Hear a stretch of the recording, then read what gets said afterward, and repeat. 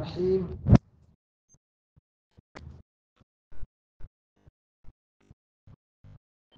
يا أيها الذين آمنوا اذكروا الله ذكرا كثيرا وسبحوه بكرة وأصيلا.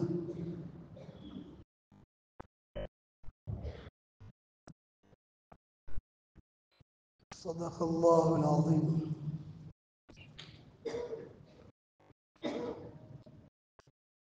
الله سبحانه وتعالى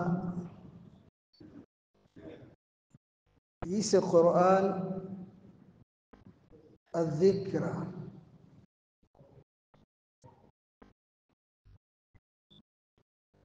إنا نزلنا الذكر وإنا له لحافظون. ati nitwe twamanuye urwibutso kandi ni natwe tuzarurinda insha Allah ta'ala. turibukiranya ukuzirikana no kubana n'urwo rwibutso.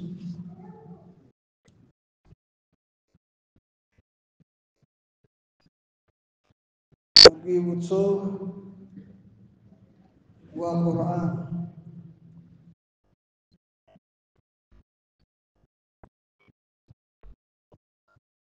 dore ko turi no mu kwezi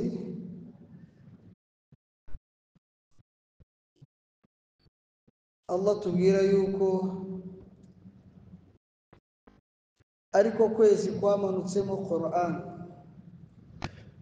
شهر رمضان الذي أنزل فيه القرآن هدى للناس وبينات من الهدى فمن شهد منكم الشهر فليصم. ukwezi kwa Ramadhan niko kwamanutsemo Qur'an. huda iyobora linnas abantu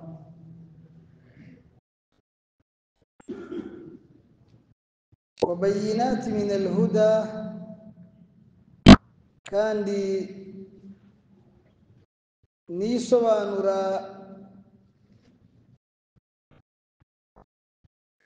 bihagije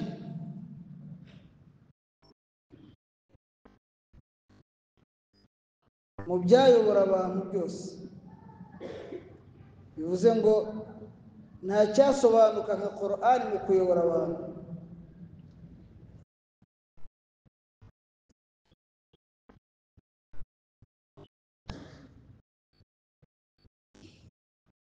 indi ayati alif lam mim dhalika alkitabu la rayba fihi, ngiki igitabo kidafite amakemwa, kitagira gushidikanywaho. Allah ati hudan lilmuttaqin, cyerekera kikayobora almuttaqin, abatinya bubaha Allah subhanahu wa ta'ala. nicyo kibayobora. aya zivuga kuri Qur'an ni nyinshi cyane, ntago zose twazigaho twazivugaho, ariko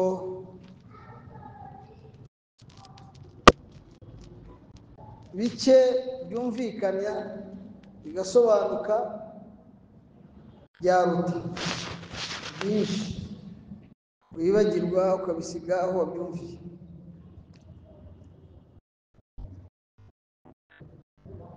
impamvu nibanze ku izina rya zikra ryo kuba Qur'an yitwa urwibutso, kandi hari andi mazina, hari Furqan n'andi mazina yitiriwe Qur'an. nuko azikra, kwibuka, ni igikorwa umwemeramana ahozaho, kuko iyo utibutse uba wibagiwe cyangwa wirengagije, kandi uwibagirwa ibifite akamaro n'uwibagirwa ibyiza cyangwa se ubyirengagije agwa mu kaga, atungurwa n'ikibi, atungurwa n'ibibazo hano kuri iyi si cyangwa se nyuma y'iyi si. ubundi umuntu akwiye kutibagirwa no kutirengagiza ibitamwibagirwa cyangwa se ibitamureka. ubundi niko umuntu akwiye kubaho. ariko uzi gutungurwa no kubona ubonye abamarayika baje gutwara roho yawe bakuvana kuri iyi si, ukababona wowe warihaye kubyirengagiza. wabona bajya gusari Sekibi bakakubwira ngo bariya abafite umwanya, bariya bafite umwanya, cyangwa se n'imburamukoro nta kazi bafite. wabona abagiye muri da'wa mu ivugabutumwa, bariya ni abarindagiye. wabona bamwe bashyira hamwe bakajya gusura abarwayi, bakabashyira agakoma n'agasukari, ukabareba ukabona ari ababuze icyo bakora. hari abantu biberaho gutyo bisigaye, udashobora kuba atari ko bariya abantu, buriya nanjye washyiramo ikiro cy'isukari nyamara byangiriye akamaro, cyangwa nkaba akabido k'amata. wabona bagiye muri dawa, ariko buri wabo akagaziye ka fanta, buriya ntabwo nanjye nabonaho umugisha. wabona abagiye kwiga, ariko buriya kuri minervari cyangwa ku makaye ntawashyiraho kuriya mwana ejo yazaba umuganga akamvura cyangwa akavura uwanjye cyangwa akavura umuturanyi. ubundi umuntu muzima nuko atekereza, umuntu uzirikana, wibuka, ntabwo yirengagiza ngo yirindagize, kuko aho urimo gushaka kujya ntabwo haza gukunda. hari bitazakuraho, ntuzakuraho kurwara, wabikuraho, uzakuraho gupfa, uzakuraho gukena, kandi ibyo buri wese bimugeraho. nta muntu ku isi ufite garanti wavuga ngo njye sinakena, njye sinarwara, njye sinapfa. ntawe urabaho, isi ntawe iratwereka, ntawe urabaho ngo nawe uvuge uti wenda njye nzaba uwa kabiri. niyo mpamvu rero Qur'ani kuyisoma cyangwa kuyisomerwa ugatega amatwi, kwicara ukayigishwaho, nubwo twicaye hano ndimo kugira aya mvugaho, wallahi ni ingenzi, birakenewe. ntukabure uwo mwanya wose ngo ukwezi gushire, amezi abiri, umwaka, urimo urajya habi, urimo uragana habi,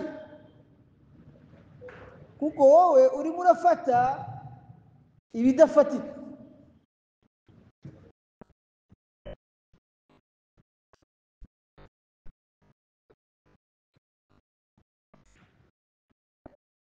urashaka isi yose, kandi nta muntu urayibona yose urabona, nta n'umwe, nta muntu urabona isi yose, ntawe Imana yabihaye. Imana iguha inzu nziza, ikaguha imodoka nziza, ikaguha umugore mutuma udasinzira, tumudasinzira ukarara wicaye mu makaro n'ibitanda byiza n'amatara ukajya kurara mu cyumba cyangwa muri salo.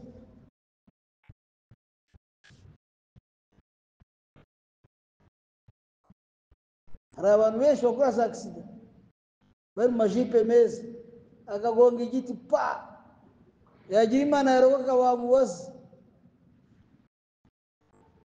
Aronigeze no kubona we yari umudamu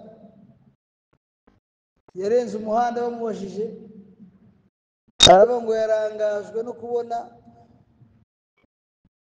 umuntu w'umukene urufatanya akaboko n'umugore we,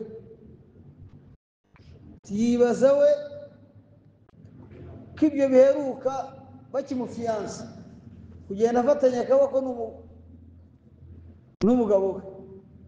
Mbyibaza hose namenye ko nataye umuhanda. Iyo niyo Islam.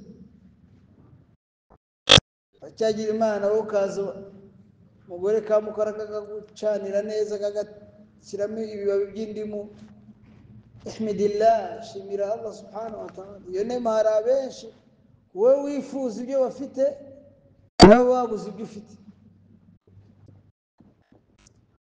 Zikra, kwibuka rero no kuzirikana byitiriwe Qur'ani kuko iratwibutsa cyane.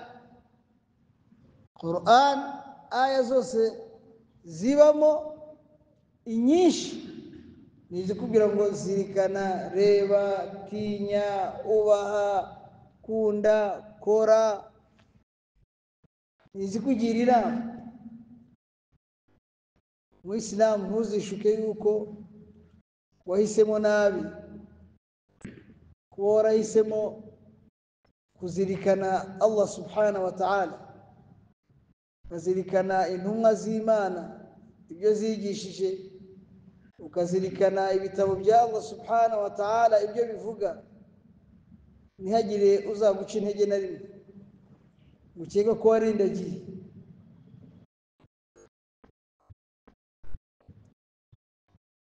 Oya,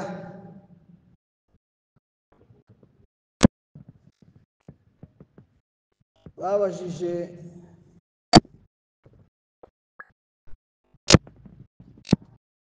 umwe mu bantu bari barihaye Imana, baramubwira bati inna lanaraka qad radita biduni, twe turakureba tukabona waranyuzwe n'ibitariho. Inna lanaraka, ngo twe turakureba tukabona qad radita biduni, waranyuzwe n'ibitariho. Nkuko twicariye hano buri arwahita yatureba bari mu by'Imana, bariya bigeze bayibona barayizi, bariya banyuzwe n'ibitariho bariyicariye gusa, barimo gukotana akusanya arunda iby'isi.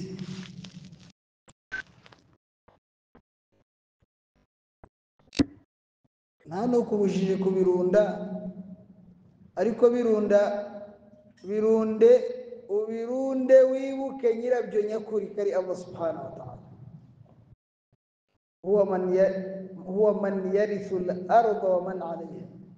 Allah ni usigarana akazungura ibiri munsi n'ibiri hejuru yayo, isi n'ibirimo, ni Allah bizungura, nawe ubijyana nta n'umwe. Babonye rero uwo mwemeramana uhora gahunda zari Imana, avuga Imana, ibyo ari Imana, barambwira ati tubona wararindagiye, waranyuzwe n'ibitariho. Yarabasubije ati innama radiya biduni man radiya bidunya, uwanyuzwe n'ibitariho n'uwanyuzwe n'isi. Uwabonye ko isi ariyo byose, uwo niwe warindagiye. Ko nta n'umwe irakundira kubiye, nta n'umwe, nta mwami urabaho, nta mukire urabaho, nta munyembaraga urabaho. isi irabwira ngo kubera imbaraga zawe ndakwihaye ngaho mbaye iwawe. ntawe urabaho, nta gitangaza, nta gikomerezwa, nta gikomangoma, nta mwami, ntawe urabaho. birangira isi yafalu bihim kama lisabiqina faala, ibakorera nk'ibyo yakoreye abababanjirije. niko isi irangira. twese dusoza ubuzima isi dukorera ibyo yakoreye ababayeho mbere yacu. urusyo rusya ntirurahagarara gusya abantu, ntago rurahagarara, ntago rujya ruzima. buri munsi rurasya abantu bagenda. nta muntu rero ukwiye kuguca intege ngo akwereke yuko wowe gukunda Imana no kwegereza Imana warindagiye. hakuna, niwe warindagiye. urimo kurushwa n'ibyo watazigera arya. umuntu agira amakoti 10, akagira amakaravati, akagira, hari abantu kuri isi bagira imodoka 100 n'ibihumbi, imodoka zo kugenda, amapana zinjiza amafaranga, iparitse akamara umwaka 2-3 hariya ataranatse.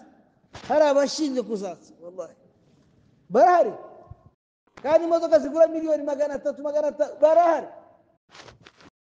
hari iheruka ayipima gusa bayimwereka, none bene abo hari nizo babamo kado, gusa ntiyanayigezemo ngo ni kado y'uruganda runaka, ni kado gusa umuntu afite parikingi ijyamo imodoka iruta hano hose n'ahari ishuri. wowe umurebye ugira ngo yarakize, kandi yararushye. ubu ni umuruho, ni azabu utunga ibyo utazarya. kugira imyenda, kera hari ataraza televiziyo twajya tunyumva amakuru. umugabo bamwitaga niba ari muri Philippines, babari inkweto z'umugore ibihumbi 3,100. umuntu agira inkweto ibihumbi 3,100. umugabo wazazambara ryari? hari izaje ziza ari imiguru 10 yambara umwe.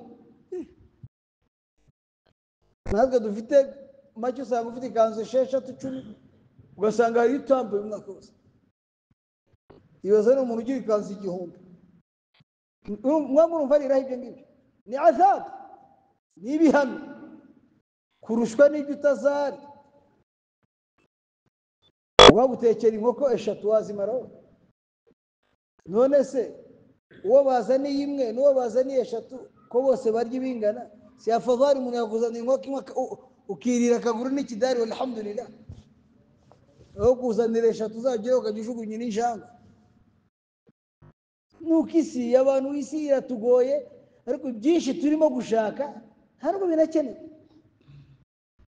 icyo nicyo Qur'an yabereye zikra, kugira ngo itubere urwibutso. wailul likulli humazatin lumaza alladhi jama'a mala wa haddada. ngo akaga n'amakuba kari kuri ba bandi birirwa bica amaso bacunaguza abandi, banyenga abandi, baseka abandi, bakerensa abandi. alladhi jama'a mala wa addada. bo umurimo barawugize kurundarunda no gusanya, kwirirwa barunda malan, imitungo, wa addada, banayibara gusa. ugasanga umuntu yabaye imyaka 60, ariko hari imyaka 30 yamaze akazi ke ari ukubara. abayaye kuri konti haraye yakira agarura, abara ari mu ikaye. wallahi iswala hamna, adhana ntibimureba, abagiye gushyingura, gutabara, abagiye gusura abarwayi, yewe inama nziza zubaka, nta mwanya afite. uriya ni umukozi bakazakuvuga ngo inna lillahi wa inna ilayhi raji'un. wallahi aguye muri botiki, aguye mu duka, aguye mu ruganda. nuko turiho niba nuwo noneho hari igihe babara n'ibyo twebwe aho urimo kubara ibyo yibye sasa akajya yiba byita ngo ni riziki n'urwibutso nyine iyo mvuga gutya nanjye mba niyibutsa nawe nkwibutsa n'undi wumva uzanabyumva ni ukwibukiranya abayisilamu Qur'an ikimaze umenye guhitamo ntukavumwe n'ibyo utazarya la tajma'u ma la ta'kulun ولا تبنوا ما لا تسكنون وان رسول صلى الله عليه وسلم ونمuzakusanya ibyo mutazarya ureba ngo ibindi gushaka zanabirya nusaba utabirya uvuga uti reka genda fata ibyo nzarya igende bitazarya bishaka iki kuko ushaka ibyo uzabazwa urashaka kujya imifikishana mu nzu yawe y'umuceri kandi wowe imifuka 5 iraguhagije cyangwa 6 cyangwa 10 wenda amezi nkangana kucyurira gucika umugongo ngo yanga urango ufite ngo katari umukengo zarya umwaka ozo uzamara n'amezi angayo ibyumweru uzamara none urana bikusanya ari halal ari ibyo ukwiye kuba ari ibyawe ariko kenshi usanga turimo gukusanya ibitari ibyacu nabyo uzarya niyo biriye bihinduka indwara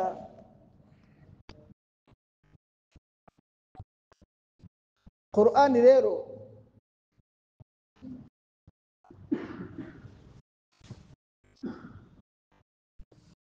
n'urwibutso rutwibutsa iyo balance kugushyira mu gaciro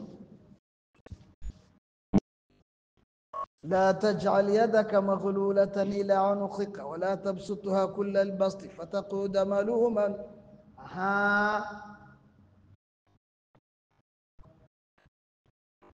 ntuzagundire ngo ntakimuvaho ngo ntacyarya abantu baragera naho nawe atarya umuntu aba bakhili akiyima murabazi akima umugore we akima umwana we akima nyina akima umuturanyi akima umuvandimwe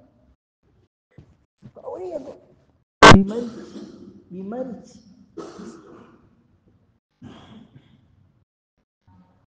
Allah ntimuzamere mutyo wala tabsutu kula albasta ntimuzanajugunyange nanone akubwiye ngo ubona ngo hano muwayiza niba ufite 500 ugende yazanye yajugunye mu ntawe bikubwiye ariko bavana ngo 50 kareba abakecuru n'abasaza kaya bagabanya ugasigara nene n'itanu ukabugize baraka gusa uva ari cyo yatwaye kuvana 50 aguha mugisha azatuma atubuka ufite 50 bavanamo 5 cyangwa basigara 10 kubera Allah subhanahu wa ta'ala ntabwo ngo yose yajugunya ariko kwicara nagira ikigufa wajya no kuyarya nawe ukavuga uti reka da arashira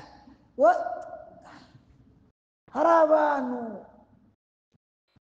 yakira amafaranga agahita yabwira ati bwana wa mafaranga wagenze ibihugu byinshi wagenze ahantu henshi wagiye mu maboko menshi ariko aho urugendo rwa rurarangiye harameze nta wundi uzongera kugukoraho birarangiye mwihembe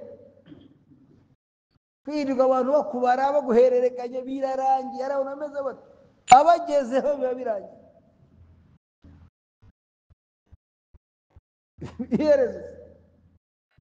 iherezo rizabiri Islam ukwezi kwa Ramadhani rero kwaje kutumesa kutwoza koza ibitekerezo byacu ubwenge bwacu umutima wacu dushyire mu gaciro niyo mpamvu bya biro 10 by'umuceri ukoraho kimwe ukareba nawe undi wifuza ikiro akimuha bya biro 5 by'isukari ukuraho ikiro muzigame kwa Allah ma indakum yanfad wa ma inda Allah bas ngo ibyanyu bizashira ariko ibyo maze kugeza kwa Allah bihoraho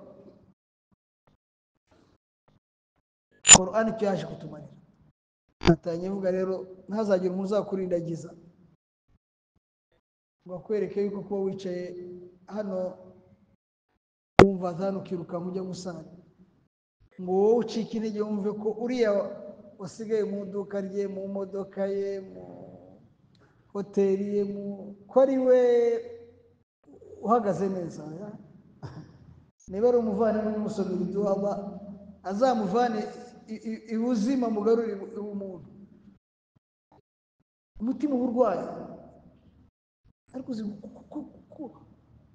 ugakora ugakora imodoka wamara kugura imodoka ukazongera ukagura fuso ikazabyara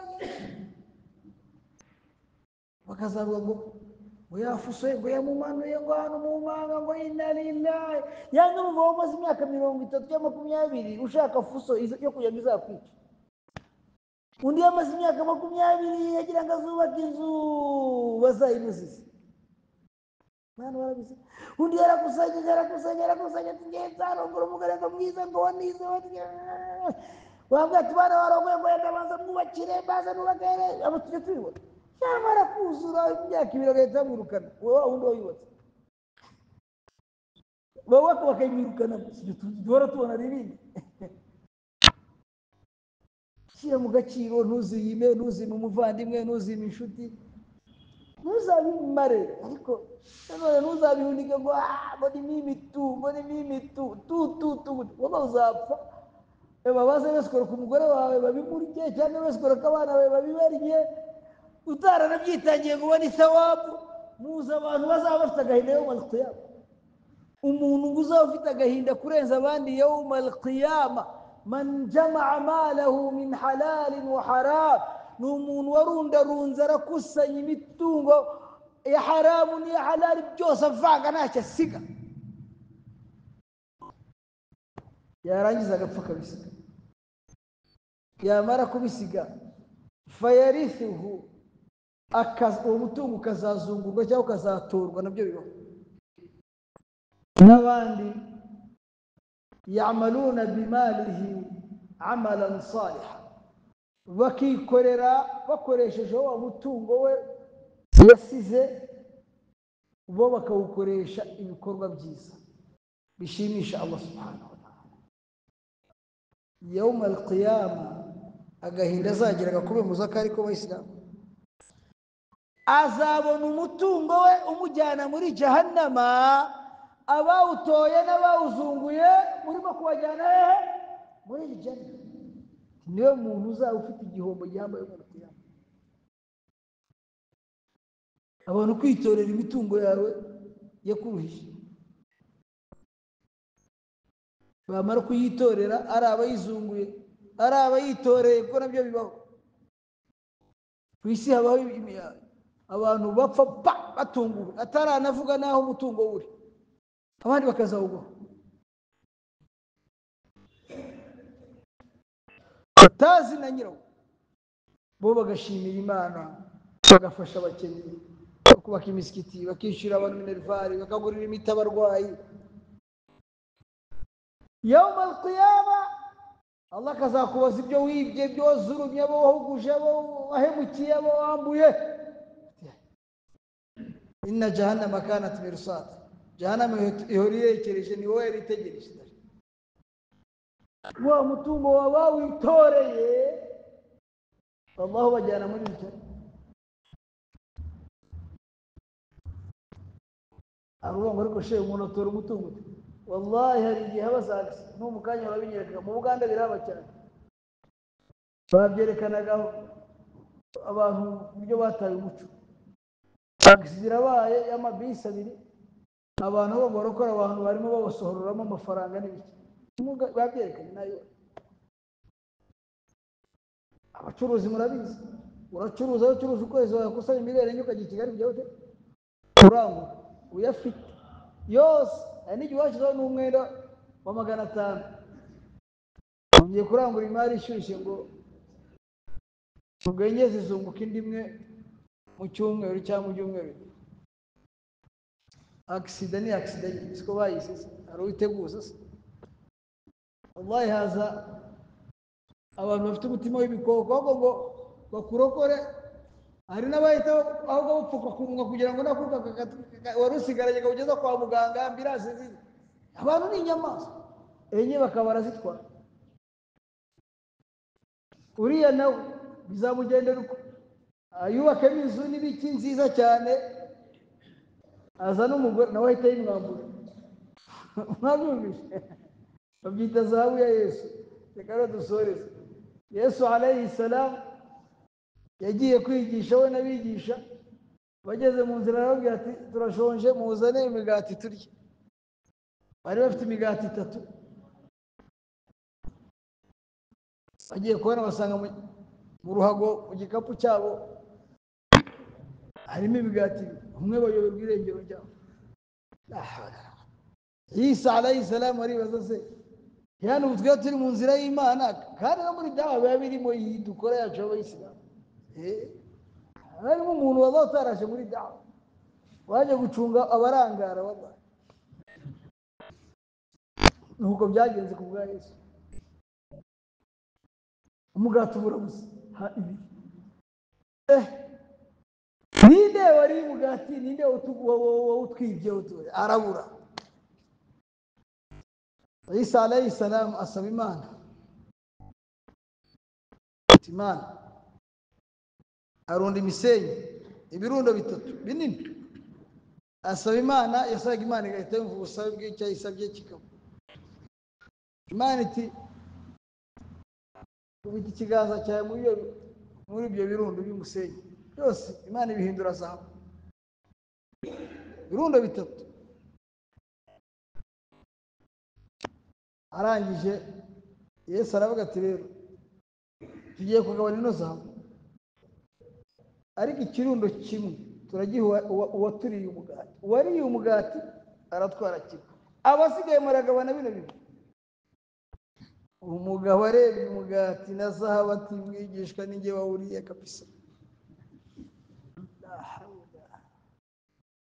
Kuko umva wakunda isi ntabwo bari kumwe muri dawa, ntibarimo showe. Hari abantu hano baza baje kwiga inkweto, twe twaje gusara ngo niko nawe wowe kugira ngo yaje gusari Rabbana warimo aracungu inkweto twara aho babaho. Umva Yesu cyo yashakaga yarakigezeho kumenya umunafiki bari kumwe, umugambanyi bagenda. Arambwira ati rero wewe wahise misi niyi zahabu yose ndayikwihereye, bya birundo byose arimo. Abwira abana ati tugende umuba tuvuyemo. Burya ntukababazwa no guhemukira, hari igihe Imana ibigiranye mugukize hakiri kare. Hari umuntu wamukira ku 10,000 cyangwa 20, kumbe Imana izaguha miliyoni noneho zakwica. Imana ikamutiyu kuri miliyoni 10 yakwiciye umuvandimwe, kugira ngo mumukize nzareka abapfa 10,000 cyangwa 100,000. Wowe kabaraganya mu 100,000 mwana haramu Imana, kumbe Imana yaje gukiza umuntu mubi cyane. Buri gihe ntukagire ngo ikibazo ni ikibazo, hari ikibazo cyo ari igisubizo. Rubba shari fi tayhi alkhayr, ngo rubi kishari cyo wita ikibazo imbere muri cyo haba hari igisubizo. Buri gihe ntukafata ikibazo ko ari ikibazo, oya hari ikibazo kije kugukiza. No kuroka byagenze gute? Yesu yarikomereje, bajya mu ivuga butumwa, bajya kwigisha, barangije bahinduye batashye baraza baciye ahandi basanga ya zahabu iracyahari, ariko hasanga wa wundi ni umurambo ayiri iruhande, ariko babona n'abandi bantu 3 nabo bapfuye. Ati mwigishwa ko twasigiye umuvandimwe zahabu ari muzima, tukaba tuje dusanze abantu bapfuye ari 3 na zahabu ntawe yijyanye. Ese wanabisha ari ko atanayitwaye byagenze gute? Mwumva ryari irindi somo bagiye kwiga ubwo Yesu yabasobanuriraga Isa alayhi salam ati buriya umuvandimwe twasize hano na zahabu yari nyinshi ananiwe kwiterura ngayitwara. Ubwenge ni wanambwiye ngo wakwitwarire gake ushoboye, aribyo nababwiraga, ibindi ukabirikiraga kwigendera, agashaka twari bya birundo 3 byatumye guma hano. Aba 3 murebe nta bandi bahise. Arababwira ati ndagira ngo mbahakaze mu ntwazi no zahabu unyikorere, nitugera iwacu ikirundo kimwe ndakibahemba. Abandi bati sawa, ariko baribaza araduha ikirundo kimwe wasigarane 2 ariko twikoreye, twamunize se tukabitwara tukabigana turi 3? Bahita bamuniga nuko bamwishe. ubwo basigaye bangahe? Batatu. Bagiye kugabana ibirundo bingahe? Bitatu. Ariko ko byari ibirundo binini, basanga ni waba ari kure, bakeneye impamba bagenda barya mu nzira kuko bikoreye imitwaro iremeye. Babwira mugenzi wabo bati sasa turasigara turinze babiri hano sasa, ya ku isoko ugura ibiryo by'impamba tuzarya mu nzira. Ati sawa. Aragenda. Ageze ku isoko, shayitani iramubwira ngo ariko nta kunira zahabu wayitwara yose ikaba yawe. Kuri kabone birirwa babaho nabo bakatana. Nta kunira zahabu yabi yawe. Ayigira inama yabi yanjye buti ngenda banza mfata ibiryo nike hano, nimara guhaga ibisigaye nshire musuma. Ararya arahaga, azana ibiryo yashize musuma, bagenzi be barya bapfe zahabiye. Naba batina basigaye nabo begeraga inama batari ko nta kuntu natwe izahabu yabi yacu batura mutipa cyagera ku munigo nawe. Yarahageze atarabaye ibiryo, babagiye mu byonyero baranise. Baramurangiza. Bamurangiye batashwe. Zahabu ni yacu turagabana. Ikirundo kimwe n'igice, ikirundo kimwe n'igice. Atariko tubanza dufate breakfast y'imbaraga kwa gato. Tubanza dufate ifunguro ry'imbaraga. Bariye sumu nawe undi yari yabateze bamuze kuba. Nuko abantu bose wallahi Isa yarabyo ngo niko isi mwibwa mu Rwanda muzayisi. Twirwa ducengana tubeshyana ariko nta n'umwe uzabirya ngabirya, nta n'umwe. Kuko hari uwo byari gukundira, Farawo yari kubaye byaramukundiye, Hamani byaramukundiye, Namuruzi byaramukundiye, Babu Lahabi na Babu Jahali byarabakundiye, n'abandi na n'ubu baracyakomeza. Bityo rero Abayisilamu, Qur'ani ni urwibutso kugira ngo twe kuba muri ba bandi bitwa bampemuke ndamuke. Ntaho uramukira ufite wowe, ntaho ufite haramukira, n'ufitanye umubano mwiza na Allah, nuramukiye kwa Allah, nudafite icyo yishinja. Hasibu anfusakum qabla an tuhasabu, ngo mwibarurire mutarabarurirwa. Wayibarurire utumfuye najya mu ijuru, wowe ubwawe urabizi byawe. Wowe cyane ngo ubu none mpfuye nkahitamo na mare ajyanye yanjyana mu ijuru, wowe ubizi. Ntamukenda muke nta kimaze, nta na kimwe. Uraramukira he? Abantu bose ko baramukira kaburini ko nta matara haba, ko nta iwasa ihazana amazi arege. Kaburini ko nta alimentation zihaba Abayisilamu, ko nta masoko harema. Kaburini ko nta uhinga ngasarure, nta biti bya pome bihaba, cy'imbuto, havoka, ananasi. Kandi twese niho tujyana abavandimwe. Utajyanye y'umwana wajyana y'umugore we, utajyanye umugore wajyana umugabo we, utajyanye umugabo wajyana inshuti ye, utajyanye inshuti ajyana umuturanyi. Abayisilamu twahumutse kureba nyabyo.